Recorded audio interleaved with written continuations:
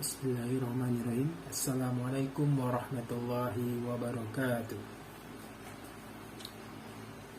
Alhamdulillahirabbil alamin. Wassalatu wassalamu ala Rasulillah sayyidina wa maulana wa ala alihi wa ashabihi ajmain. Baiklah, dalam kesempatan kali ini saya akan mencoba menjelaskan sebuah hadis dari min kunuzis sunnah, karangan dari Muhammad Ali As-Sobuni. Saya akan mencoba menjelaskan dari hadis yang ke-10. Tayyib, langsung saja. Adalatul Islam, keadilan dalam Islam. Al-Hadis Al-Ashir, hadis ke-10. An Aisyah radhiyallahu anha anna Quraisyan ahammuhum sa'nul mar'atil mahzumiyati allati syaraqat faqalu may yukallimu fiha Rasulullah sallallahu alaihi wasallam faqalu wa may yajtari'u alaihi illa Usamah bin Zaid hibbu Rasulullah sallallahu alaihi wasallam fakallamahu Usamah faqala Rasulullah sallallahu alaihi wasallam atashfa'u fi haddin min hududillahi ta'ala summa qama fahtataba summa qala innama ahlakal ladina qablakum annahum kanu idza saraqa fihim asy-syarifu tarakuhu wa idza saraqa fihim dha'ifu aqamu alaihi al-hadda wa imullahi law anna Fatimata ibnatal Muhammadin saraqat laqata'tu yadaha. Muttafaqun alaih. Artinya, dari Aisyah bahwa orang-orang Quraisy merasa kebingungan dengan masalah seorang wanita Makhzumiyah yang ketahuan mencuri. Lalu mereka berkata, siapakah kiranya yang berani membicarakan hal ini kepada Rasulullah sallallahu alaihi wasallam? Maka mereka mengusulkan, tidak ada yang berani melakukan hal ini kecuali Usamah, seorang yang dicintai oleh Rasulullah sallallahu alaihi wasallam. Sesaat kemudian Usamah mengadukan hal itu kepada beliau. Maka Rasulullah sallallahu alaihi wasallam bersabda, apakah kamu hendak memberi syafaat atau keringanan dalam hukum dari hukum-hukum Allah? Kemudian beliau berdiri dan berkhutbah. Sabdanya, wahai sekalian manusia, yang membinasakan orang-orang sebelum kalian adalah ketika orang-orang terpandang mereka mencuri, mereka membiarkannya. Tidak ada hukuman. Sementara jika orang-orang yang rendahan dari mereka mencuri, maka mereka menegakkan hukum. Demi Allah, sekiranya Fatimah binti Muhammad mencuri, sungguh aku sendiri yang akan memotong tangannya. Pembahasan aspek bahasa Arab. Pertama, ahammahum. Artinya, ada yang membuat mereka khawatir dan cemas. Kenapa mereka cemas? Karena wanita ini adalah bangsawan. Maka keluarganya takut Rasulullah memotong tangannya. Kemudian mereka mencari cara agar diselamatkan. Al-Mahzumiyah, yaitu dinisbatkan kepada Bani Mahzum, salah satu kabilah dari beberapa kabilah Quraisy, dan kepadanya dinisbatkan Khalid bin Walid. Atashfa'u fi haddin, artinya tanda tanya di sini untuk menolak. Menolak apa? Menjanggal bahwasanya Rasulullah menolak perantara Usamah dalam batasan-batasan yang telah dibuat Allah. Jadi Rasul menolak bahwasanya wanita ini diberi keringanan.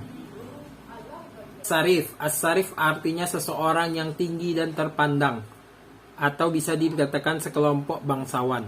2. Pembahasan dari aspek nahwu. Anna Quraisyan ahammahum. Anna harfu taukid dan nasab. Quraisy isim mansub dan khobar dari kalimat ahammahum. Sya'nu fa'il untuk ahammahum. Dan kalimat mayyukallimu adalah bentuk dari maqul qawli. Illa Usamah tuhibbu Rasulillah. Illa tanda hasar dan Usamah adalah fa'il.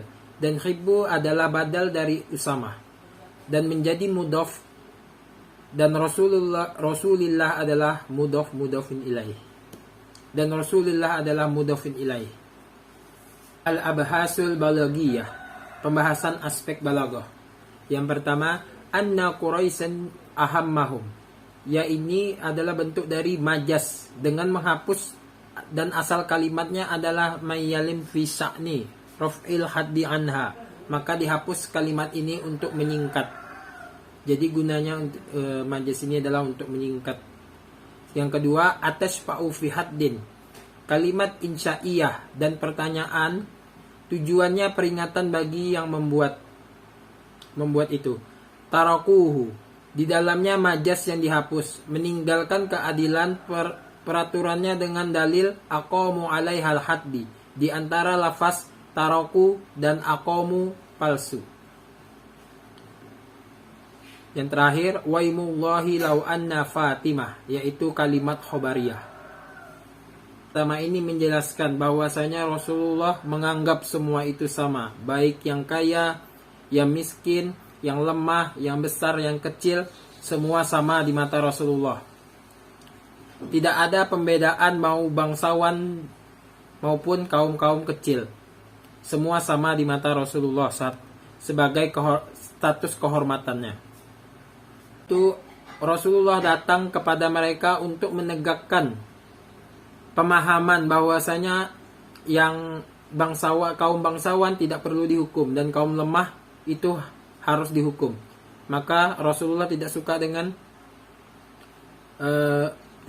dengan keputusan itu, dengan pendapat itu. Maka Rasulullah ingin mencabut sampai ke akarnya, mencabut pemikiran ini sampai ke akarnya, dan menegakkan keadilan untuk semua umatnya.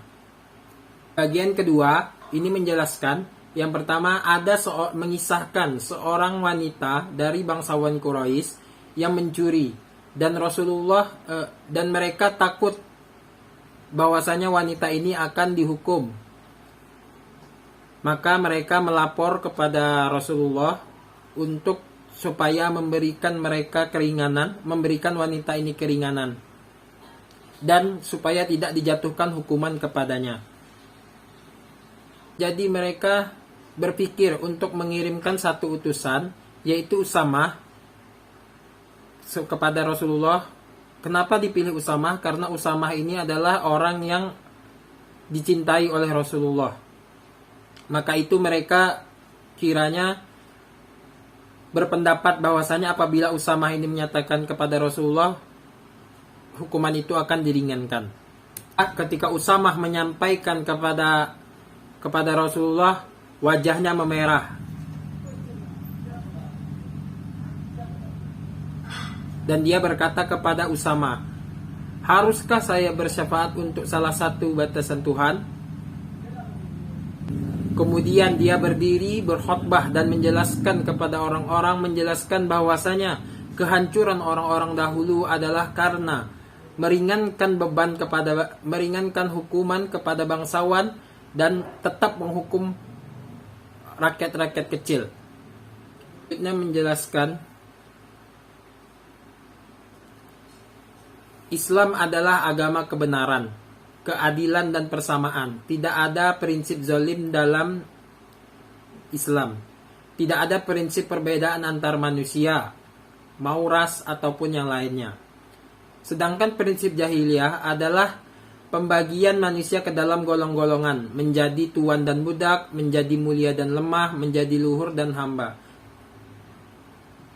Karena setiap golongan memiliki hukum dan setiap golongan memiliki sistem.